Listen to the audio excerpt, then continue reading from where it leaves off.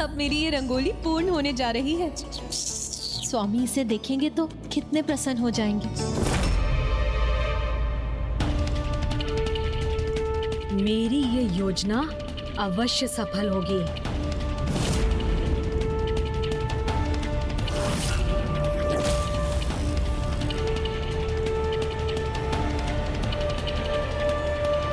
पुत्र,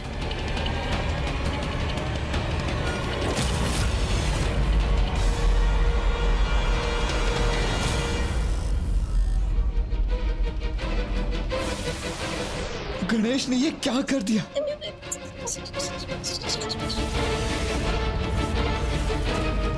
अब माता के क्रोध का ज्वालामुखी अवश्य जागृत होगा।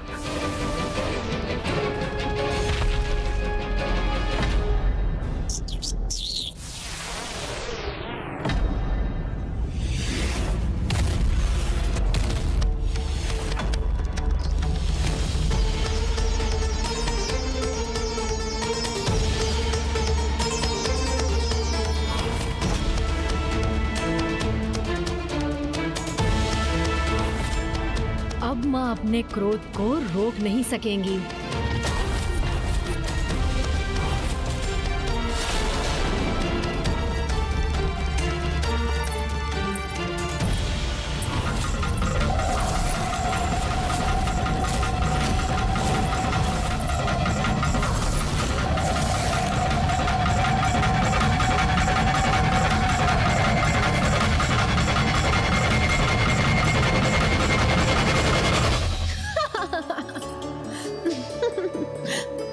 तुमने क्या किया पुत्र गणेश? हाँ, माँ मुझसे क्रोधित नहीं हुई। माता, गणेश जी ने हमारे समस्त दिवस के परिश्रम को व्यर्थ कर दिया, हमारी रंगोली की शोभा ही मिटा दी। शोभा मिटाई नहीं है, गणेश ने तो अपने अनुसार शोभा और बढ़ा दी है। विश्वास नहीं होता, माँ गणेश की इस उद्दंडता की भी प्रशंसा कर रही है। पुत्र गणेश, क्या तुम अपनी कलात्मकता का प्रदर्शन कर इसमें कुछ और निखार लाना चाहते हो? नहीं माँ। मेरे विचार से गणेश द्वारा जोड़े गए इस शुभ गोबर पर हमें पुष्प सज्जित करना चाहिए। इससे इस रंगोली की सुंदरता और बढ़ जाएगी। आज प्रथम बार मैं चाहता हूँ कि माँ मुझसे रुष्ट हो, तो वो उसके सर्वथा विपरीत व्यवहार कर रही है।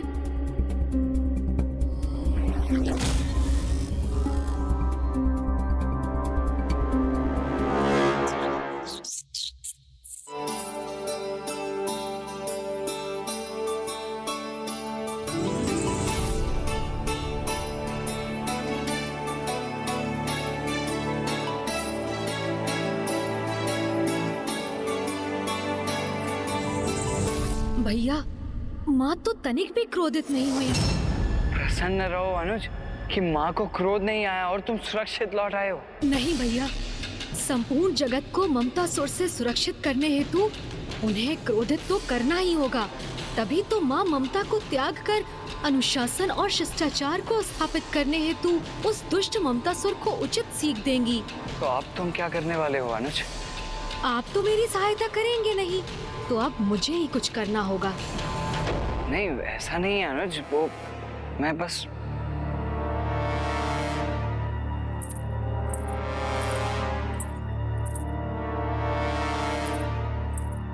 माँ रसोई गृह की ओर बढ़ रही हैं।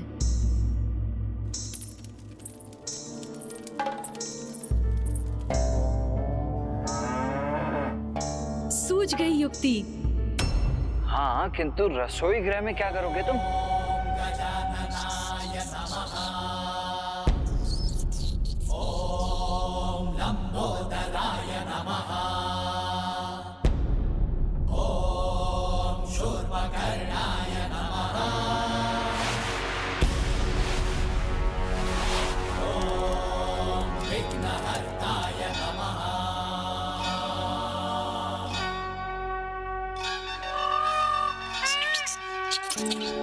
प्रभु, मयूर जी से क्या वार्तालाप कर रहे हैं?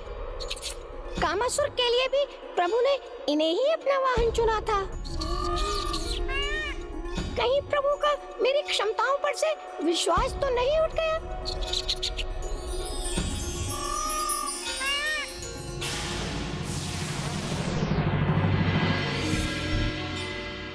धन्यवाद मयूर जी।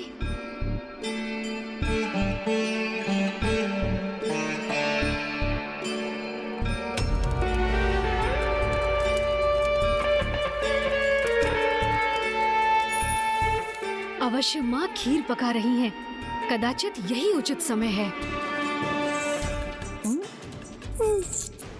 प्रभु ये कर क्या रहे हैं? गणेश अब कदाचित माँ के द्वारा खीर के पकाए जाने में बाधा उत्पन्न करने जा रहा है। क्षमा कीजिए माता, इससे आपको तनिक सुरसुरी होगी। किंतु कृपा कर आप मेरी सहायता कीजिए।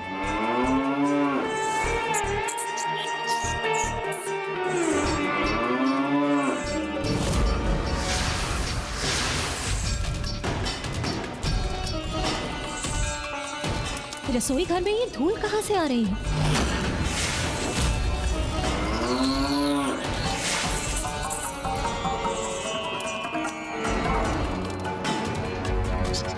ये आप क्या कर रहे हैं प्रभु?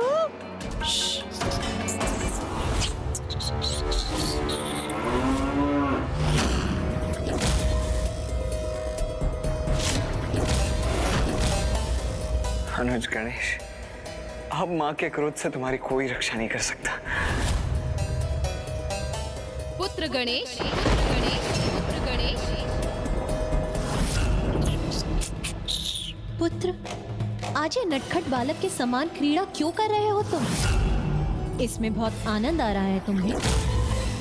उचित है, यदि क्रीड़ा करनी है तो करो, किंतु ना अब देवी कामधेनु को सताओ और ना ही अब मेरे कार्य में कोई व्यवधान उत्पन्न करो।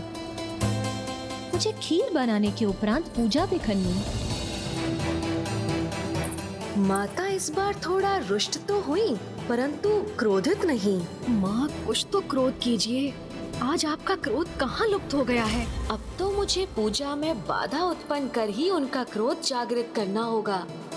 श्रृंगी जी, वो प्रभु ने जो कार्य दिया था वो संपन्न हो गया है क्या? अरे नहीं हुआ तो हो जाएगा, गणेश जी साथ है ना। अच्छा हुआ नंदी जी, श्रृंगी जी, आप दोनों भी आ गए। अब आप दोनों एक अत्यंत महत्वपूर्ण कार्य को संपन्न करने में मेरी सहायता कीजिए।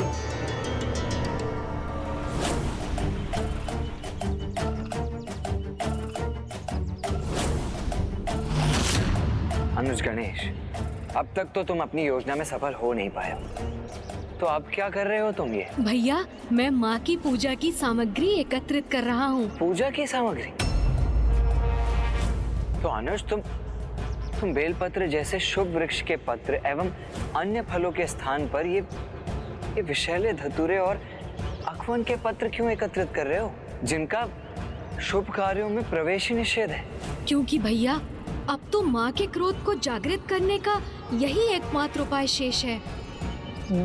माता का क्रोध, प्रभु आपने हमें ये पूर्व में क्यों नहीं बताया?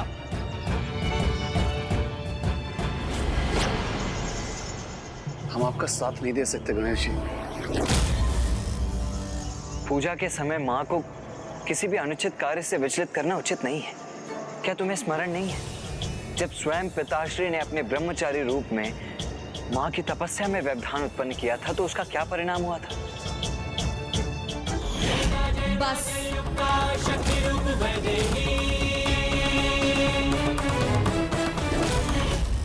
मुझे ज्ञात है भैया, माँ किसी भी त्रुटि को क्षमा कर सकती हैं, किंतु पिताश्री की पूजा में विघ्न कदापि क्षमा नहीं कर सकती। अनुज,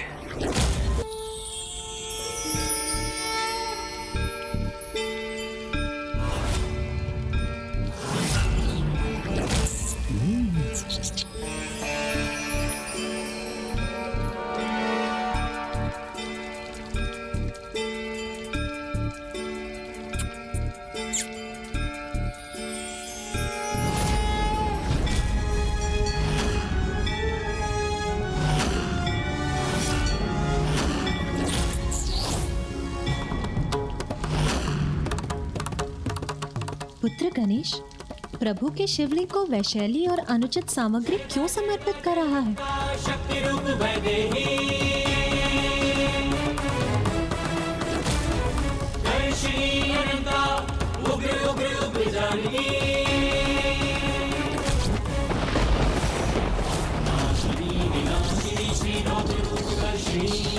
ऐसी अनुचित पूजा क्यों कर रहा है गणेश? क्या उसे ज्ञात नहीं है कि धतूरा एवं अन्य वन्य फूल पूजा में समर्पित नहीं किए जाते?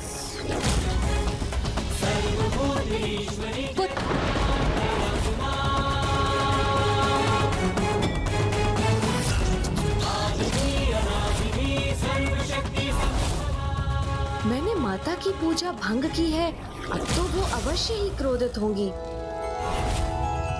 विधि के अनुसार इसकी पूजा उचित नहीं, किंतु गणेश है तो अभी बालक ही ना, और वो तो पूर्ण भक्ति भाव से प्रभु की पूजा कर रहा है। इसीलिए कदाचित इसे इसके अनुसार ही पूजा करने देना चाहिए, क्योंकि स्वामी की पूजा में किसी भी विधि विधान से कहीं अधिक महत्वपूर्ण उनके प्रति उनके भक्त की श्रद्धा है।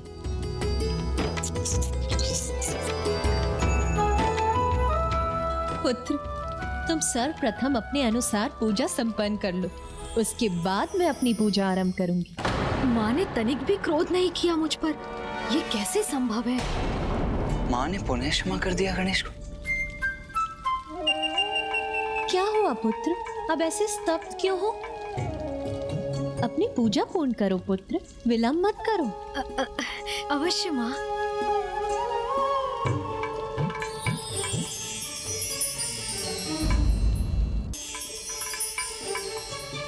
ओम नमः शिवाय। पुत्र गणेश, अब तुम्हारी पूजा यदि समाप्त हो गई हो तो मुझे भी अपनी पूजा आरंभ करने दो। हाँ माता।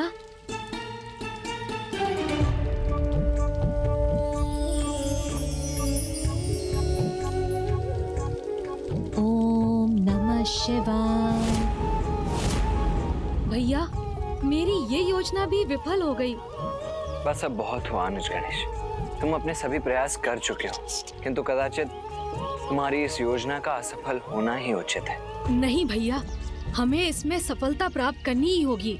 मेरी प्रथम भूल पर माँ हंसने लगी थी, फिर दूसरी भूल पर वो कुछ कुपित हुई, और तीसरी भूल पर तो वो क्रोधित होने ही वाली थी कि उन्होंने स्वयं को रोक लिया। अर्थात एक अंतिम प्रयास और करना चाहिए। गणेश जी, मुझे यहाँ से प्रस्थान करना चाहिए।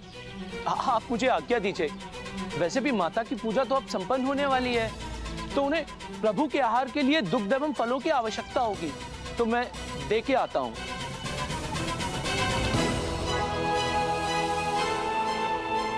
गणेश जी, मैं भी यहाँ से प्रस्थान करता हूँ। मैं तो न कभी यहाँ था न अभी हूँ।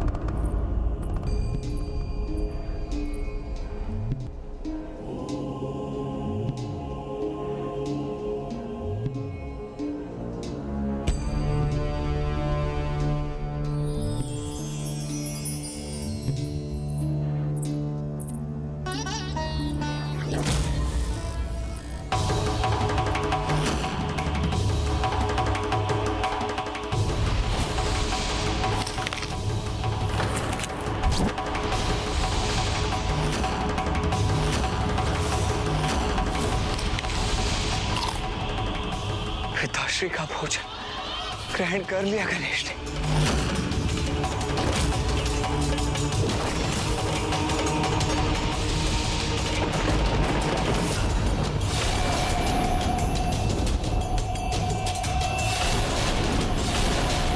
बस बहुत हुआ गणेश, बहुत हुआ गणेश, बहुत हुआ गणेश।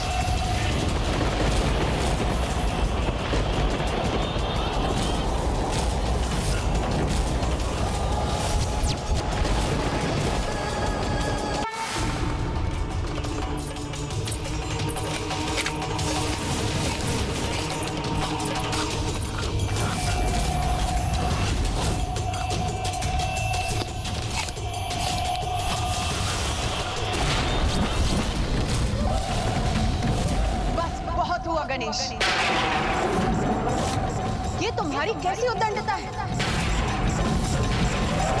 कदाचित दोष तुम्हारा नहीं, मेरा और मेरी ममता का ही, जो एक के बाद एक मैं तुम्हारी सभी भूल क्षमा करती गई। सर्वप्रथम तुमने रंगोली की सुंदरता को खंडित किया, जिसे मैंने तुम्हारा भोला योगदान समझा। फिर जब तुमने रसोई गृह में धूल को प्रवाहित किया, उसे मैंने तुम्हारे बाल्यपन का परिणाम समझा। फिर तुमने विधि के विपरीत जाकर स्वामी की पूजा की, उसे भी मैंने तुम्हारी भोली भक्ति समझकर स्वीकार कर लिया। किंतु अब जो तुमने किया है गणेश, वो ना भोलापन और ना ही बाल्यपन, वो अनुशासनहीनता है, जो मैं कदाचित स्वीकार नहीं करूंगी। मैं अन्य सभी भूल सह सकती हूँ गणेश, किंतु स्वामी के प्रति उद्दंडता का दुस्साहस मैं कदापि नहीं सहन करूंगी, कदापि नहीं सहन करूंगी।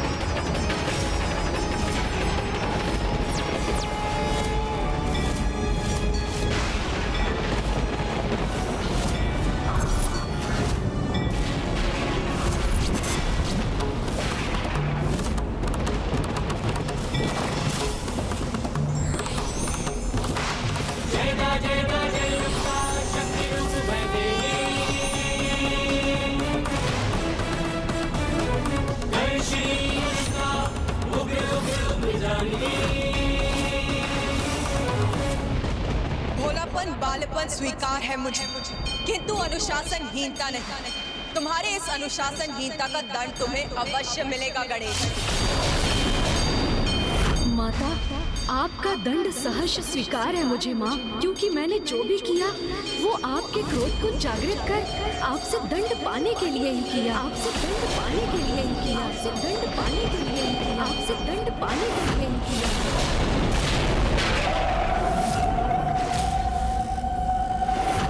तुमने ये अनुशासनहीनता किसी विशेष आशय से की थी, किंतु क्यों गणेश? कहो गणेश, क्या कारण था तुम्हारे इस आचरण का? मुझे क्षमा कर दीजिए माँ, मैं ऐसा करने पर इसलिए विवश था जिससे आपके समक्ष ये सत्य उजागर हो कि ममतासुर आपकी ममता का अनुचित लाभ उठाकर कितने भयंकर पाप कर रहा है, और आप अपने कठोर रूप में प्रकट होकर उसे अनुशासित करें। माँ, आपके समक्ष भोलेपन और असहायता का स्वांग कर ममतासुर अपनी कुटिलता और क्रूरता को आपकी दृष्टि से छिपाने में सफल हो रहा था। आप मुझे आशीर्वाद के रूप में ऐसी शक्ति प्रदान कीजिए कि मैं अपने सुपथ पर चलने में आश्वस्त रहूं और मुझे कोई भी किसी भी प्रकार से आहत न कर सके।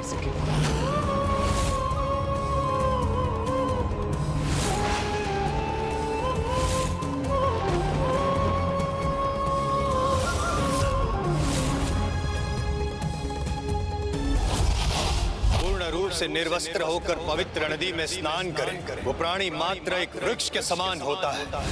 मैं तुम्हें श्राप देता हूं, तुम दोनों भी इसी क्षण वृक्षों में परिवर्तित हो जाओगे। हाँ माँ, एक ओर तो वो आपसे माता का स्नेह पाकर स्वयं को सुरक्षित कर रहा था, और दूसरी ओर अपने विकार से सभी को प्रभावित कर रहा था। यहाँ तक कि उसने तो अपना कुप्रभाव महाबली हनुमान जी और माता अंजना पर भी कर दिया।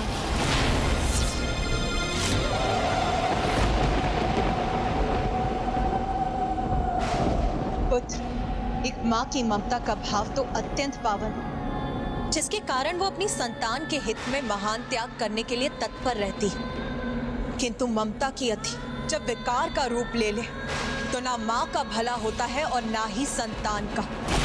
मैं भी ममता से प्रभावित होकर ममतासुर की कपट और कुटिलता को देख पाने में असमर्थ हो गई। इसीलिए दंड के अधिकारी तुम नहीं हो पुत्र गणेश, वो दुष्ट ममतासुर है, वो दुष्ट ममतासुर है, वो दुष्ट ममतासुर है।